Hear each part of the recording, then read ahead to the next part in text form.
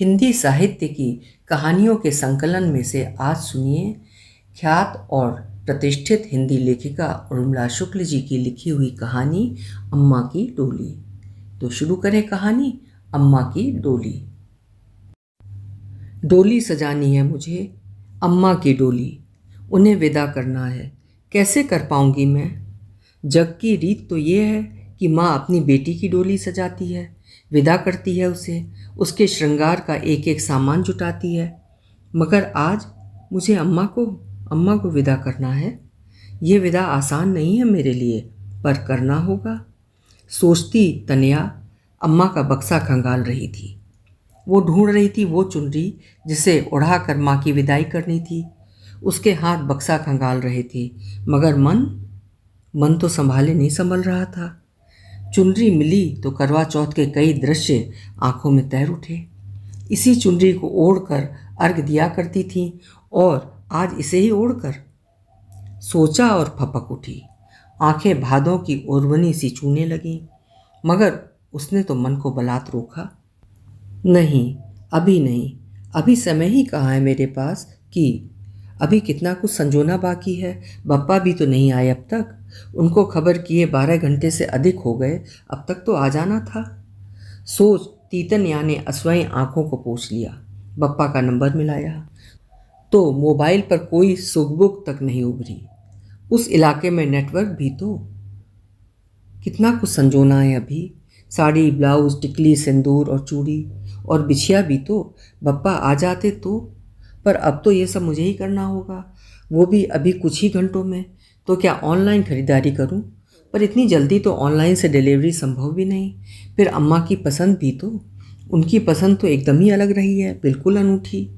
चूड़ियाँ तो उन्हें लाल बुंदकी वाली ही पसंद है, और जम्फर, मैरून मखमली जम्फर तो कितना पसंद रहा है उन्हें।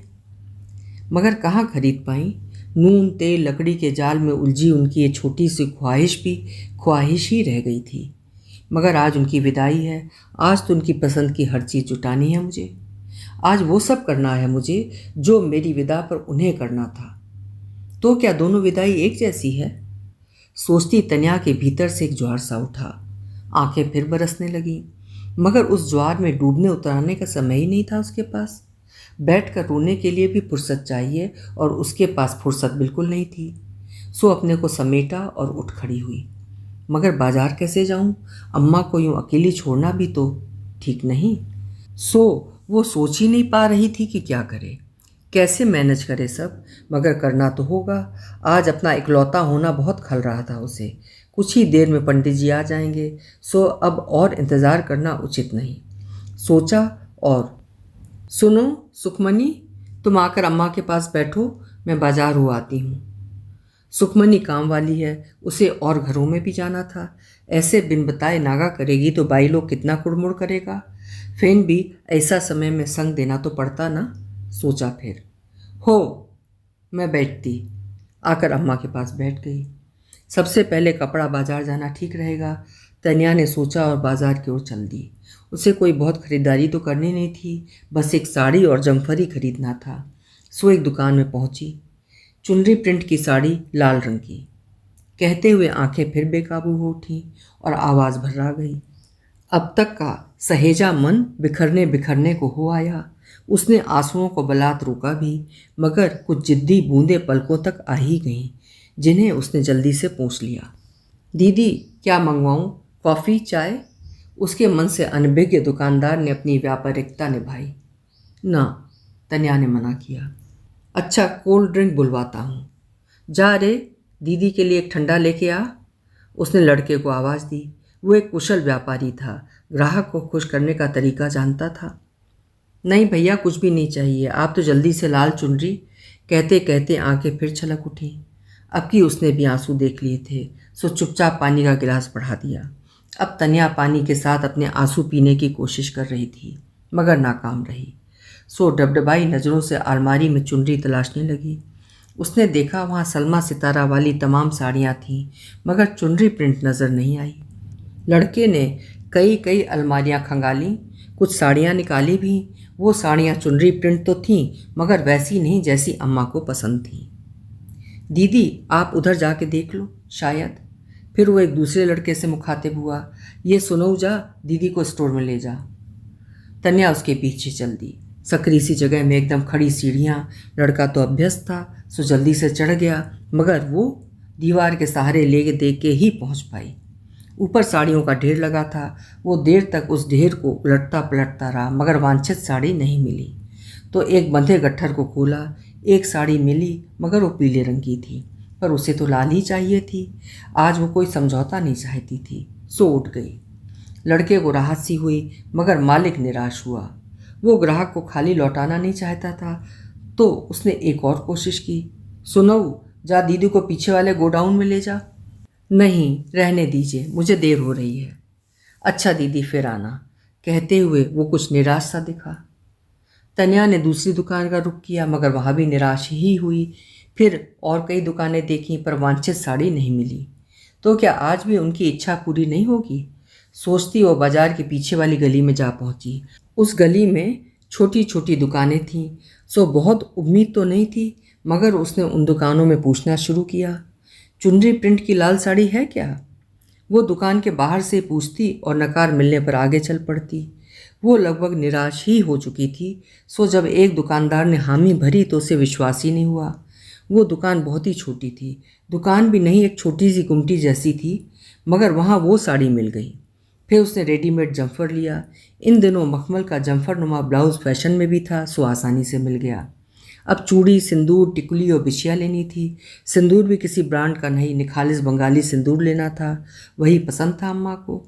अब तो सिंदूर की स्टिक का ज़माना आ गया था, सो बंगाली सिंदूर ही आसानी से नहीं मिलता था। फिर बंगाली सिंदूर, मगर उसे तो वही लेना था, सो मनिहारी गली की ओर चल पड़ी। सिंदूर और टिकुली ली। चूड़ियाँ खरीदते समय अम्मा की गोरी कलाइयाँ आँखों में उतर आईं और आंखें फिर आंसुआं आईं। दुकान पर एक छोटी लड़की थी, वो अचकचाई सी देख रही थी उसे। चूड़ियाँ लेकर वो आगे बढ़ी। अब बिछिया बची थी। अम्मा को मच्छर मुंदरी मतलब मछली के आकार की बिछिया बहुत पसंद थी। बड़े ज्वेलर्स के यहाँ तो नहीं ही मिलनी थी, सो सुनार गली की ओर मुड़ गई। एक सुनार ने मछली वाली ढेरों बिछियाँ दिखाईं।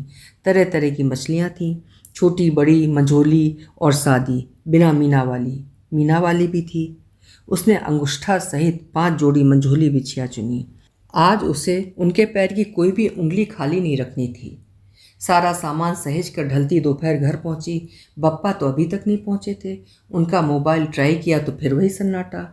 कुछ देर कोशिश की, फिर पंडित जी आते होंगे, उनके आने से पहले सारी व्यवस्था बनानी होगी, सोचा और जल्दी जल्दी सारा बिखराव समेटा। दरी बिछाकर लोगों के बैठने का इंतज़ाम किया।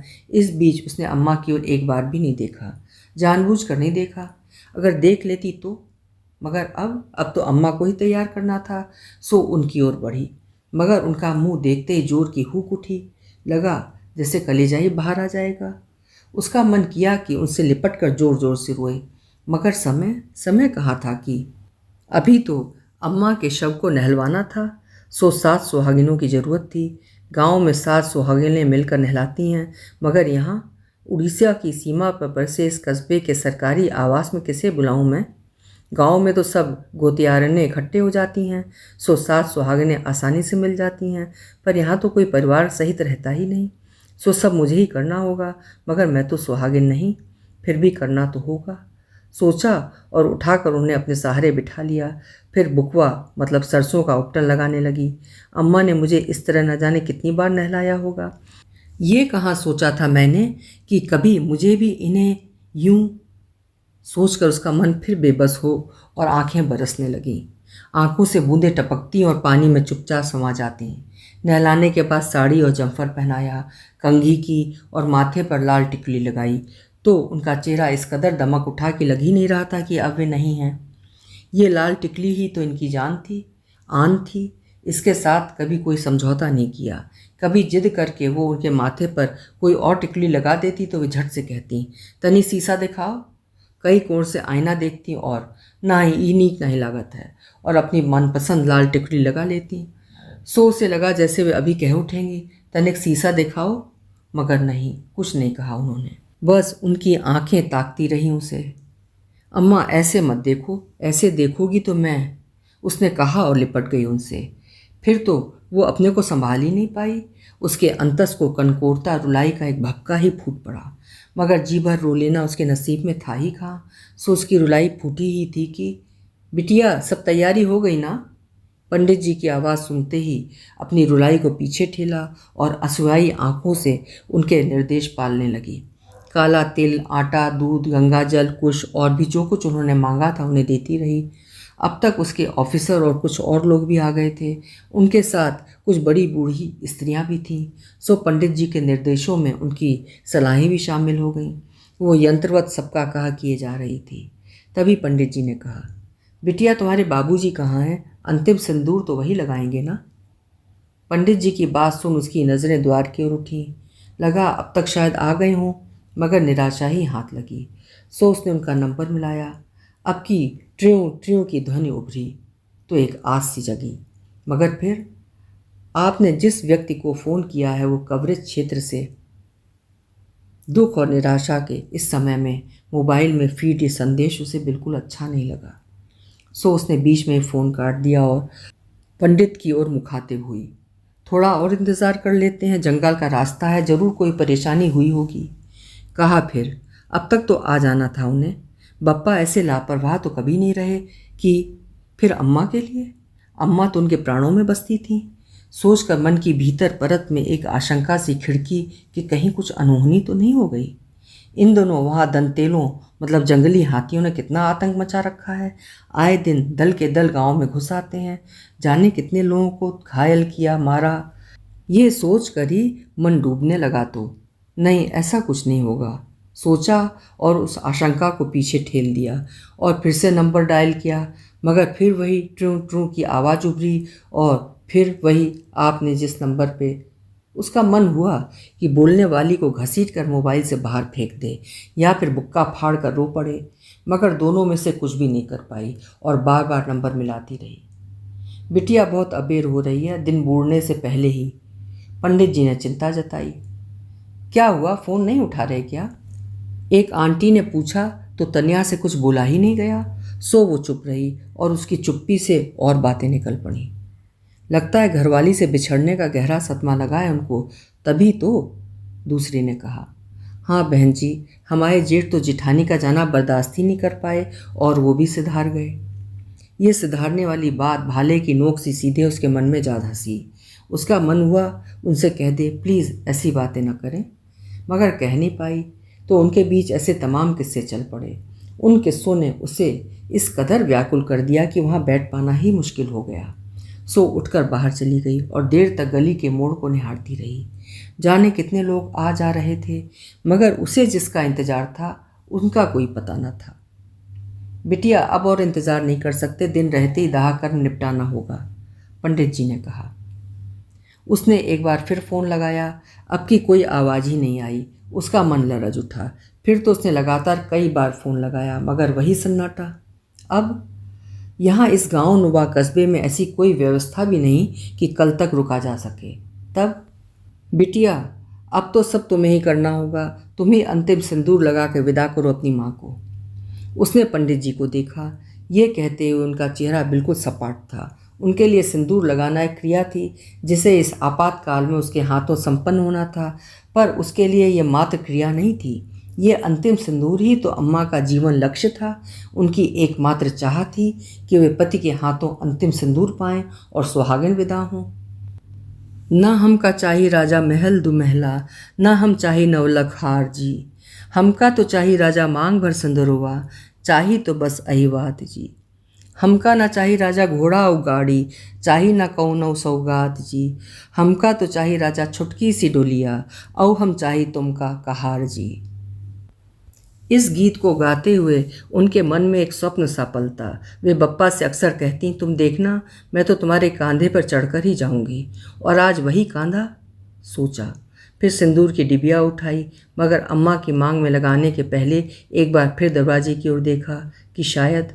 फिर कांपते हाथों से खाली मांग पूरने लगी तो अब तक की बरबस रोकी रुलाई फूट पड़ी और वो हिलक हिलक कर रोने लगी।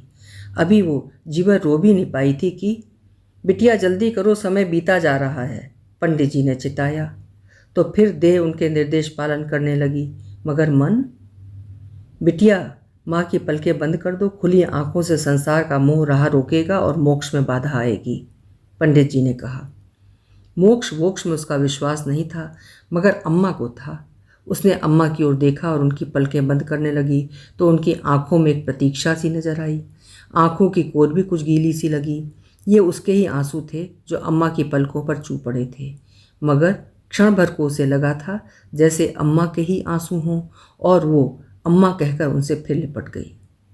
अब कि उसका रुदन इतना करुण था कि वहाँ बैठी महिलाएं भी सिसकने लगीं। बिटिया संभालो अपने को, मन कड़ा करके माँ को विदा करो। एक आंटी ने उसे अम्मा से अलगाया तो वो उन्हीं से लिपट गई और गुहार पार कर रोने लगी। पर उसकी किस्मत में 2 घड़ी रोना भी तो नहीं था। सो पंडित जी के शब्द फिर कानों से टकराए, बेटा जल्दी कर लो दिन। और कठपुतली सी चलती वो उनके निर्देश पालने लगी। डोली सजकर तैयार हुई। अब मुखाग्नि का सवाल उठा तो मन में अम्मा की चाह फिर उभरी।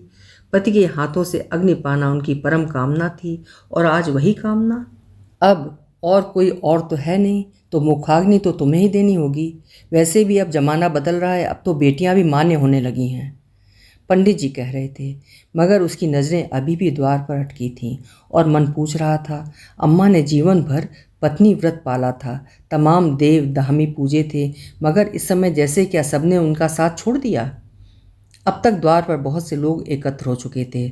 समय अपनी रफ्तार से भी तेज भागा जा रहा था। सो बोझिल कदमों से आगे बढ़ चली वो, मगर अम्मा की डोली को कांधा लगाया तो उसकी आंखें धुंधला उठीं, उसके होंठ थरथराए।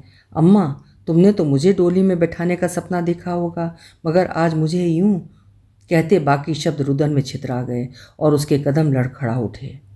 उसे लड़खड़ाते देख एक सहयोगी ने दौड़कर अर्थी को सहारा देना चाहा, मगर तन्या ने अपने जज्बातों को पीछे ठेला और कदम आगे बढ़ा दिए, और अम्मा की डोली अपनी यात्रा पर चल पड़ी।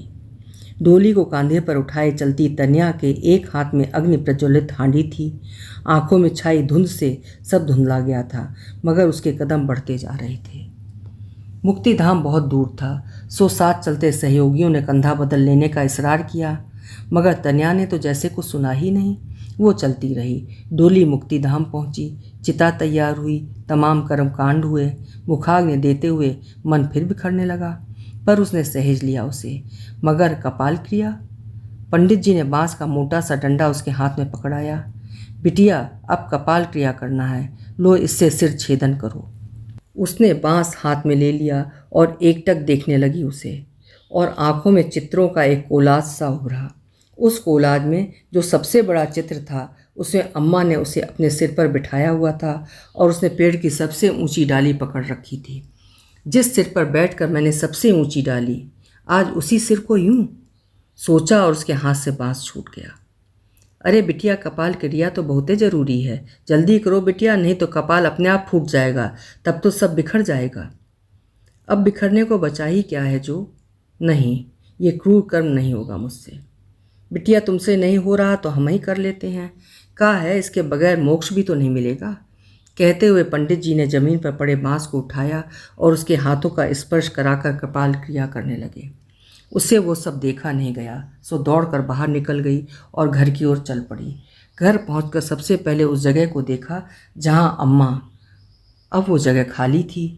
मन फपकने को हुआ कि दीदी गोबर। सुखमनी के हाथ में गोबर देख उसे याद आया, अभी तो अम्मा की तरी लीपनी है। उसने गोबर हाथ में लिया और उस जगह को लीपने लगी जहां अम्मा को लिटाया गया था। तरी लीपते हुए उसे कहना था, अम्मा अब तुम अपने लोक को जाओ, अब इस घर से, इस दुनिया से तुम्हारा कोई नाता नहीं है।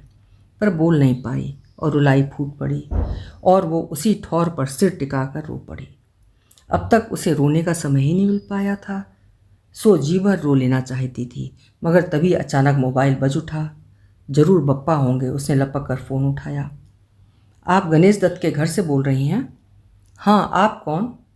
उस इलाके के लोग बप्पा को जंगल मास्टर कहते हैं, सब जानते हैं उन्हें। मगर ये तो क्या वे कहीं और? सोच ही रही थी कि मैं थाने से बोल रहा हूँ, मेरे को इनका मोबाइल में आपका नंबर मिला, मैं सोचा आप इनका रिश्तेदार होगा तो। हाँ हाँ, मैं उनकी बेटी बोल रही हूँ। कहाँ हैं वे? मेरी उनसे बात कराइए प्लीज़। मोबाइल से कुछ देर तक कोई आवाज़ नहीं आई। उसे लगा फ़ोन कट तो नहीं गया, सो उसने मोबाइल की स्क्रीन देखी तो सेकंड्स के आंकड़े बढ़ते दिखे। हेलो हेलो, मेरी बात कराइए प्लीज़, कहते हुए उसकी आवाज़ काँप उठी और धड़कने सेकंड्स की रफ्तार को फलांगने लगी। उसे हर सेकंड पर एक युग सरीखा लगने लगा। मोबाइल खामोश रहा। बहुत देर बाद कानों में एक धमाका सा हुआ। हेलो, कल रात कुछ दंतेल अर्थात हाथी गांव में घुस गए थे और गांव में सबको रौंद डाले। आप जल्दी से जल्दी आ जाइए। दीदी का हुआ? बाबूजी आ रहे का? सुखमनी पूछ रही थी, मगर वो जड़वत खड़ी रही। दीदी बोलो ना, बाबूजी। सुखमनी ने उसे पकड़कर जोर से झकझोरा तो उसने उसकी ओर देखा तो मगर लगा जैसे सुखमनी की छुअन उस तक पहुंची ही नहीं। उसकी आंखों की कोर में आंसू की बूंदें अरज कर कठवा गई थीं। कुछ देर तक वो वैसी ही खड़ी रही। फिर उसके होंठों से अस्फुट से कुछ शब्द उभरे, हाँ मैं आ रही हूँ। और उसके कदम चल पड़े थे एक दुख से दूसरे दुख की ओर। अभी आप सुन रहे थे उर्मिला शुक्ल जी की लिखी हुई कहानी अम्मा की डोली। कहानी आपको कैसी लगी कमेंट बॉक्स में अपनी राय ज़रूर दीजिएगा। कल मिलेंगे फिर किसी कहानी के साथ। आपका समय शुभ हो।